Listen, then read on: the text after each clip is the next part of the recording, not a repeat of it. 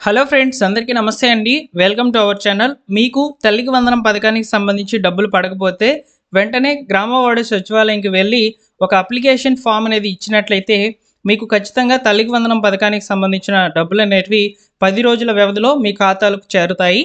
అయితే అప్లికేషన్ అనేది ఏ విధంగా ఉంది, అప్లికేషన్తో పాటు మీరు ఇవ్వాల్సినటువంటి డాక్యుమెంట్స్ ఏంటి, అప్లికేషన్ ఎలా ఫిల్ చేసి ఇవ్వాలి, సో ఇలాంటి వివరాలన్నీ కూడా నేను మీకు క్లియర్గా చెప్తాను. సో మీరు అప్లై చేసిన తర్వాత ప్రాసెస్ ఏ విధంగా ఉంటుంది కూడా నేను మీకు చెప్తానండి. సో వీడియోని పూర్తిగా చూడండి. సో అలానే మీకు ఇన్ఫర్మేషన్ నచ్చితే లైక్ చేయడం మాత్రం మర్చిపోవద్దు. చాలామంది కూడా తల్లికి వందనం పథకానికి సంబంధించి డబ్బులు పడలేదండి, ఏం చేయాలి అని అడుగుతున్నారు. వారందరికీ కూడా ఈ సమాచారం ఉపయోగపడుతుంది. తప్పకుండా లైక్ చేసే ప్రయత్నం అయితే చేయండి. సో మీకు కంప్లీట్ డీటెయిల్స్ అనేవి చెప్తాను. సో ఇక్కడ ముఖ్యంగా అప్లికేషన్ ఫామ్ అనేది మీకు కావాలి అనుకుంటే మీకు టెలిగ్రామ్ ఛానల్లో అయితే ఇచ్చున్నాను. సో డిస్క్రిప్షన్లో అయితే టెలిగ్రామ్ ఛానల్లో జాయిన్ అవ్వండి అని ఒక లింక్ అయితే ఉంటుంది. దాని మీద క్లిక్ చేసేసి టెలిగ్రామ్ ఛానల్లోకి అయితే వెళ్ళి మీరు అప్లికేషన్ ఫామ్ అయితే డౌన్లోడ్ చేసుకోవచ్చు. ఇక లేట్ చేయకుండా అప్లికేషన్ ఫామ్ ఎలా ఫిల్ చేయాలనేది చెప్తాను. సో మీరు ఒకసారి ఇక్కడ గమనించినట్లయితే అప్లికేషన్ ఫామ్ అయితే మీకు స్క్రీన్ మీద అయితే ఉంది. ఈ అప్లికేషన్ ఫామ్ అనేది ఎలా ఫిల్ చేయాలనేది చెప్తాను.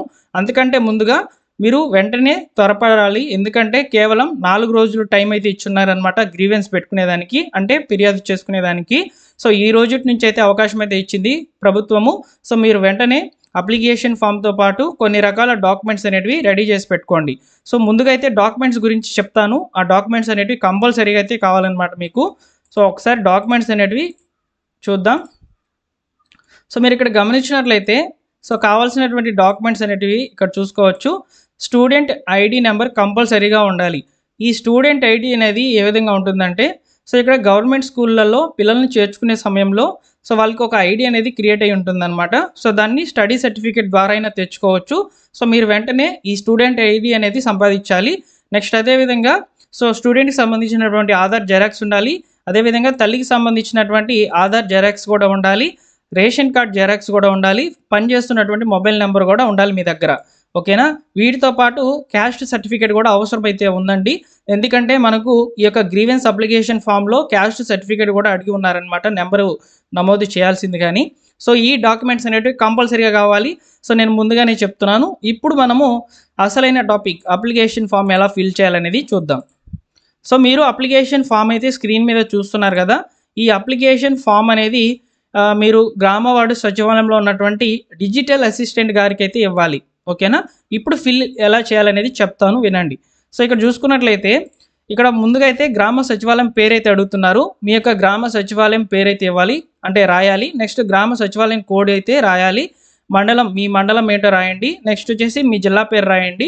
దరఖాస్తుదారుని పేరు అనేది ఎప్పుడు కూడా ఇక్కడ తల్లికి వందనం పథకం అనేది లేడీస్కి రావడం జరుగుతుంది, స్టూడెంట్ యొక్క తల్లికి రావడం జరుగుతుంది కాబట్టి వారి యొక్క పేరు అయితే రాయాలన్నమాట. ఇంటి పేరుతో సహా అయితే రాయాలి దరఖాస్తుదారుని యొక్క పేరు. నెక్స్ట్ సమస్య క్లుప్తంగా అని చెప్తున్నారు కదా.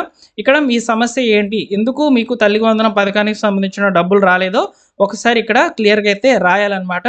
ఒక చిన్న పారాగ్రాఫ్ రూపంలో రాయండి, ఎక్కువ మ్యాటర్ రాయవద్దు. ఎగ్జాంపుల్కి మీకు భూమి తక్కువగా ఉన్నా కూడా ఎక్కువగా ఉందని చూపించడం, లేదా 4 చక్రాల వాహనం లేకపోయినా 4 చక్రాల వాహనం ఉందని చూపించడము, లేదా మీకు కరెంటు బిల్ ఎక్కువగా వచ్చిన దానివల్ల ఈ యొక్క తల్లికి వందనం వేయలేదని కనుక చూపించినట్లయితే, మీకు ఈ విధంగా అనర్హత లేకపోయినా కానీ మీకు ఉంది అని చూపించి ఉండినట్లయితే మీకు తల్లికి వందనం అనేది ఆపేసి ఉంటారు కదా. ఆ సమస్యను ఇక్కడ రాయాలన్నమాట. ఇంట్లో ఇద్దరు ఉంటే ఒకరికే పడిందని, ఇలా మీ సమస్య అనేది క్లియర్గా అయితే రాయాలండి. పారాగ్రాఫ్లో ఒక 3 లైన్లలో అయితే రాయండి. ఇక్కడ స్పేస్ అయితే అంతే ఉందన్నమాట. సో రాసిన తర్వాత నెక్స్ట్ చూసుకున్నట్లయితే మరికొన్ని వివరాలు అయితే నమోదు చేయాలన్నమాట. ఒకసారి మీరు ఇక్కడ గమనించినట్లయితే గ్రీవెన్స్ టైప్ అనేది అడుగుతుంది. ఈ గ్రీవెన్స్ టైప్ అనేది తల్లికి వందనం పేమెంట్ ఇష్యూ అని చెప్పి రాయాలన్నమాట. అంటే ఇక్కడ మనకు పేమెంట్ సంబంధించి డబ్బులు పడలేదు కాబట్టి తల్లికి వందనం స్కీమ్ 2025 పేమెంట్ ఇష్యూ అని చెప్పి రాయాలి. సో ఒకసారి మీ యొక్క డిజిటల్ అసిస్టెంట్ గారిని అడగండి. నేను మా సచివాలయంలో అడిగితే ఇదే చెప్పారనమాట, అందువల్ల నేను మీకు చెప్తున్నాను. నెక్స్ట్ చూసుకున్నట్లయితే ఇక్కడ మనకు బెనిఫిషరీ సాటిస్ఫైడ్ అంటే నో అనే ఆప్షన్ని సెలెక్ట్ చేయాలి. ఎందుకంటే మనకు డబ్బులు పడలేదు, మేము సాటిస్ఫై కాలేదు కాబట్టి గ్రీవెన్స్ పెడుతున్నామని చెప్పి మీరు నో అనే ఆప్షన్ని సెలెక్ట్ చేయాలి. నెక్స్ట్ వచ్చేసి బెనిఫిషరీ మొబైల్ నెంబర్. ఇక్కడ చూడండి, బెనిఫిషరీ మొబైల్ నెంబర్ అనేది కంపల్సరీగా వర్కింగ్లో ఉండేటువంటి మొబైల్ నెంబర్ మీ కుటుంబంలో ఎవరిదైనా సరే ఇవ్వండి. నెక్స్ట్ వచ్చేసి మదర్ ఆధార్ నెంబర్ అయితే రాయాలి. నెక్స్ట్ వచ్చేసి చైల్డ్ ఆధార్ నెంబర్, అంటే ఇక్కడ చైల్డ్ అంటే స్టూడెంట్ యొక్క ఆధార్ నెంబర్ అనేది ఇవ్వాలన్నమాట. నెక్స్ట్ వచ్చేసి చైల్డ్ ఐడి అయితే అడుగుతున్నారు. స్కూల్ రికార్డ్ ప్రకారం ఉన్నటువంటి ఐడి అయితే ఇక్కడ ఇవ్వాల్సి అయితే ఉంటుందన్నమాట. సో నెక్స్ట్ వచ్చేసి రైస్ కార్డ్ నెంబర్ అయితే ఉంది. నెక్స్ట్ వచ్చేసి బెనిఫిషరీ ఆధార్ నెంబర్ అయితే ఉందన్నమాట. అంటే ఇక్కడ బెనిఫిషరీ ఆధార్ నెంబర్ అంటే తల్లి యొక్క ఆధార్ నెంబర్ అయితే ఇవ్వాలి. నెక్స్ట్ క్యాస్ట్ సర్టిఫికేట్ నెంబర్ అనేది అడుగుతున్నారు కాబట్టి ఖచ్చితంగా మీరు ఇంతకుముందు నేను చెప్పినటువంటి డాక్యుమెంట్స్లో క్యాస్ట్ సర్టిఫికేట్ కూడా పెట్టే అవకాశం అయితే ఉంటుందన్నమాట.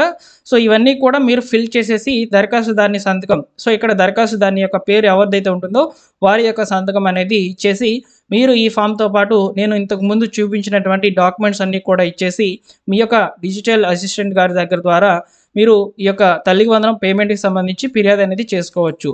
సో ఇక్కడ ఫిర్యాదులు చూడండి ఒకసారి. సో దాదాపు 20 రకాల ఫిర్యాదులు అనేవి చేయవచ్చు అనమాట. సో వీటి మీద నేను ఆల్రెడీ వీడియో అయితే చేశానండి. సో మీకు మీ యొక్క సమస్య ఏ కారణం చేత మీకు అమౌంట్ అనేది పడలేదని చెప్పి ఈ వీడియో నేను ఆల్రెడీ చేసేసాను. ఇక్కడ చూడండి చాలా రకాల ఆప్షన్స్ అనేవి ఉన్నాయన్నమాట.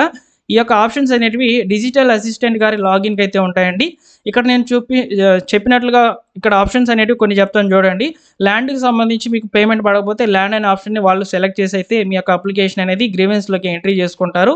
నెక్స్ట్ వచ్చేసి ఎలక్ట్రిసిటీ బిల్స్ చూడండి, విద్యుత్ వినియోగం అనేది. సో ఓకే, ఇక్కడ చూడండి ఎలక్ట్రిసిటీ బిల్ అనేది చూడండి.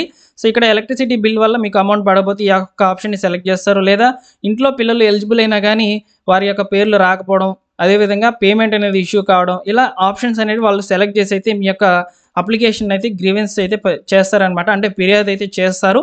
సో ఫిర్యాదు చేసిన తర్వాత ఏం జరుగుతుందంటే మీ యొక్క అప్లికేషన్ అనేది సో గవర్నమెంట్కి అయితే వెళ్తుందన్నమాట.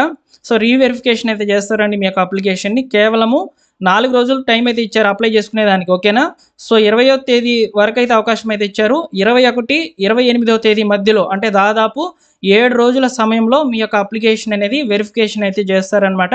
సో వెరిఫికేషన్ చేసిన తర్వాత ఫైనల్ లిస్ట్ అనేది మళ్ళీ రిలీజ్ చేస్తారు, ఓకేనా. సో ఫైనల్ లిస్టు మీకే కాదు, అంటే ఫిర్యాదులు చేసుకున్నటువంటి వాళ్ళకే కాదు. సో దీంతోపాటు కొత్తగా 1వ తరగతి జాయిన్ అవుతున్నటువంటి పిల్లలకి సంబంధించి కూడా ఎలిజిబుల్ లిస్ట్ అనేది ఓపెన్ అవుతుంది. అదేవిధంగా ఇంటర్మీడియట్ కొత్తగా ఫస్ట్ ఇయర్ అయితే జాయిన్ అవుతున్నటువంటి పిల్లలకు కూడా ఎలిజిబుల్ లిస్ట్ అనేది వస్తుందన్నమాట. ఈ ఎలిజిబుల్ లిస్టుల్లోనే ఇప్పుడు ఫిర్యాదులు అయితే ఎవరు చేసుకున్నారో వారి యొక్క పేర్లు అనేవి వస్తాయి. సో అక్కడ మీ పేర్లు కనుక వచ్చినట్లయితే మీకు పేమెంట్ అనేది వెంటనే జూలై 5వ తేదీన విడుదల చేస్తారు కాబట్టి జూలై 5 లేదా జూలై 6వ తేదీన అయితే మీ ఖాతాలకు అయితే చేరుతుంది. ఇలా ఈ ప్రాసెస్ అనేది జరుగుతుందన్నమాట, సెకండ్ టైం పేమెంట్ అనేది. సో ఇందులో ఎవరైతే ఫిర్యాదులు అయితే చేసుకుంటారో వారికి సంబంధించి అమౌంట్ అనేది క్రెడిట్ కావడం జరుగుతుంది. అయితే నేను మీకు చెప్పినట్లుగానే ఇక్కడ 1వ తరగతి కొత్తగా జాయిన్ అవుతున్నటువంటి పిల్లలు ఫిర్యాదులు చేయాల్సిన అవసరం లేదు. అలానే ఇంటర్మీడియట్ ఫస్ట్ ఇయర్ జాయిన్ అవుతున్నటువంటి పిల్లలు ఫిర్యాదులు చేయాల్సిన అవసరం లేదు. మీ పేర్లు ఆటోమేటిక్గా ఈ నెల 30వ తేదీన రావడం జరుగుతుంది, ఓకేనా.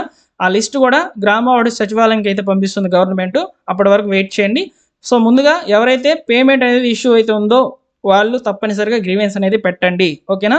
సో మనం ప్రయత్నం చేస్తేనే మన డబ్బులు మనకి రావడం జరుగుతుంది. కామ్గా కూర్చుంటే మీ డబ్బులు మీకు రావు, ఓకేనా. సో తప్పనిసరిగా ఈ అవకాశాన్ని యూజ్ చేసుకోండి. మీరు లైక్ చేస్తే ఈ సమాచారం నలుగురికి ఉపయోగపడుతుంది, చాలామందికి కూడా రీచ్ అవుతుంది, ఓకేనా. Thank you for watching.